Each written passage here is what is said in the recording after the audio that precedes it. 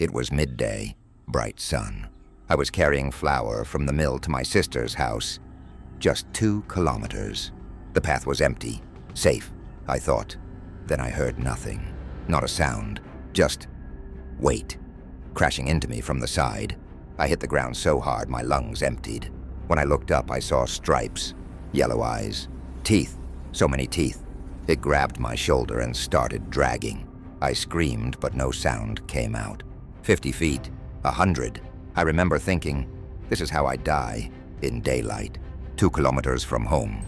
Someone scared it off with gunshots. I survived. My sister, who walked this same path the week before. She didn't. Welcome back to Patrick's Arena. That testimony you just heard, that's based on real accounts from survivors of the Champawat Tigress, the single deadliest animal in recorded history. 436 confirmed human kills. Not estimated, confirmed. That's more than every famous serial killer combined. And here's what makes this case absolutely insane. She hunted in broad daylight. For 4 years, this one tiger turned entire regions of Nepal and India into ghost towns.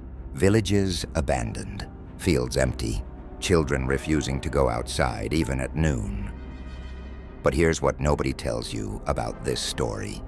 She wasn't born a man-eater. One single injury, one broken tooth, turned her into the most efficient human hunter nature has ever produced. Today we're investigating the biology, the tragedy, and the man who finally stopped her. And trust me, the truth is way more disturbing than the legend. Let's get into it. The reign of terror. The pattern emerges. All right, arena warriors, let's rewind to the late 1890s. Western Nepal, near the village of Rupal. This is dense Himalayan foothill country, thick forests, winding paths, perfect tiger habitat. At first, it's normal tiger behavior. A kill here and there, cattle, goats, the occasional wild boar. Then in 1903, something changes. The kills start targeting humans, exclusively, but not at night, like you'd expect. In the afternoon, women walking home from market, men cutting firewood, children playing near their homes. Bright sunshine, and boom, they're gone. The body count, within 3 years in Nepal alone, she kills 200 people. 200. The Nepalese government doesn't just send hunters, they send the actual army. Thousands of soldiers conducting organized drives through the jungle. And you know what happens? She ghosts them every single time. Slips through the net, crosses the Sarda River, and enters India. Now she's in the Kumaon district, and this is where the nightmare really escalates. Psychological warfare. Picture this. You're a farmer in Champawat village. For the last 2 years, this tiger has been systematically hunting people in your region. Not randomly, methodically. She learns the paths you take, the times you travel, your routine. People stop going to their fields. The economy collapses. Families barricade inside their homes at noon. Kids don't play outside, and she gets bolder. She starts taking people from village centers. In one case, she grabbed a man 200 yards from his house while people were watching. In daylight. That's not predator behavior. That's psychological warfare. By 1907, the death toll hits 436 confirmed kills. The British colonial administration is in full panic mode because they're losing entire villages to one animal. Enter the hunter, Jim Corbett. The British needed someone who understood both tigers and tracking. So they called Jim Corbett, 31 years old, born and raised in these exact forests, and already famous for hunting man-eating leopards.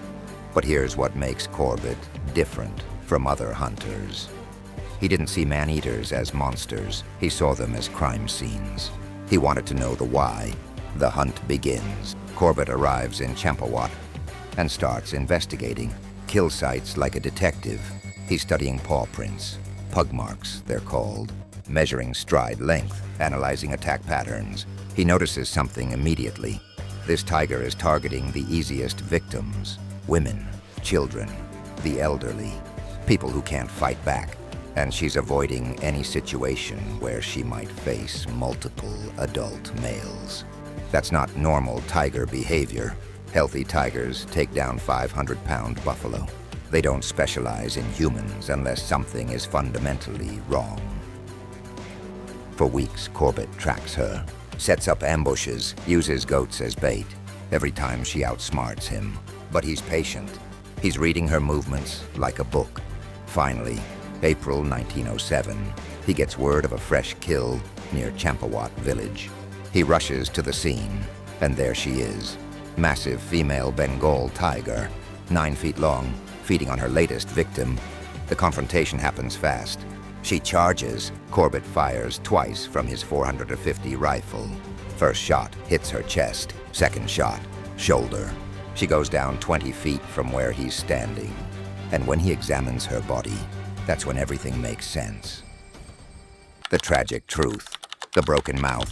This is where the story goes from horror movie to biological tragedy. When Corbett inspected the tigress's body, he found something that explained everything. Her right upper canine tooth, completely shattered. The lower right canine, worn down to the gum. Both broken, probably from a poacher's gunshot years earlier. The biology breakdown? Let me explain why this matters. Tigers kill using what's called the throat bite. They clamp down on the windpipe or neck, vertebrae with those massive canine teeth, 4 inches long, designed to penetrate thick hide and crush bone. But if those teeth are broken, every bite causes excruciating pain. Imagine having an exposed nerve in your tooth, then trying to chew a steak. Multiply that agony by 1,000. Her natural prey, sambar deer, wild boar buffalo, they have thick skin, strong bones. They fight back with hooves and horns, with broken teeth. She physically couldn't hunt them without suffering unbearable pain. The cruel mathematics. So she did what any starving predator would do. She adapted. She found prey that didn't fight back, prey with thin skin, prey that couldn't kick or gore her.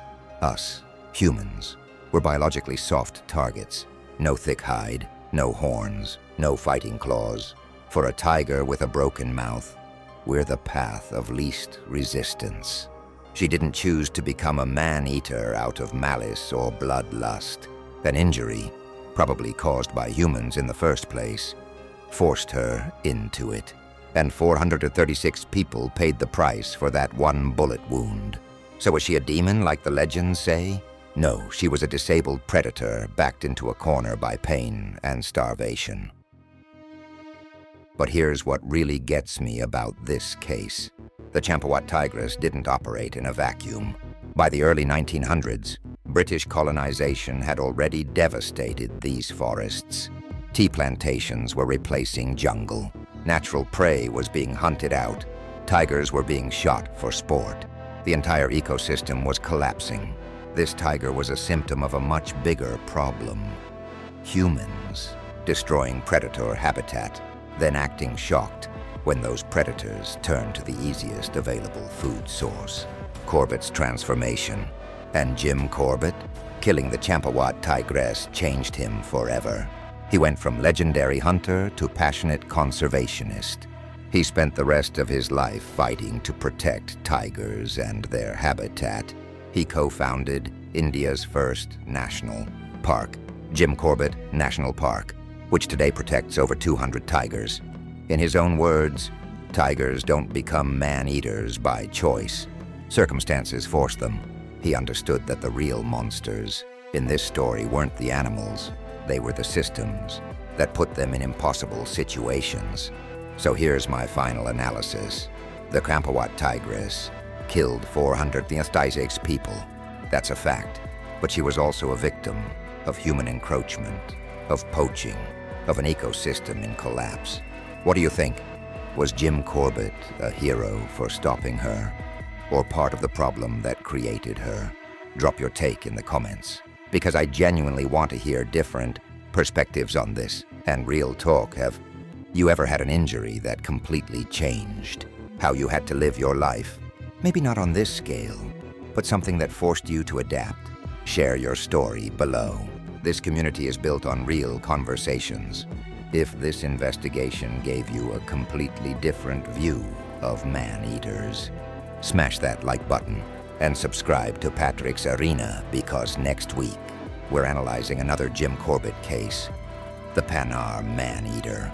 400 kills by a leopard. The biology on that one is even more disturbing. Before you go, if you want to see how I broke down the Tsavo man-eaters, that video's on your right. And on your left, the Ramri Island Crocodile Massacre investigation. Both are deep dives you won't want to miss. I'm Patrick. This is Patrick's Arena, where we don't just tell stories, we investigate them. Stay curious, stay sharp, and I'll see you in the next case.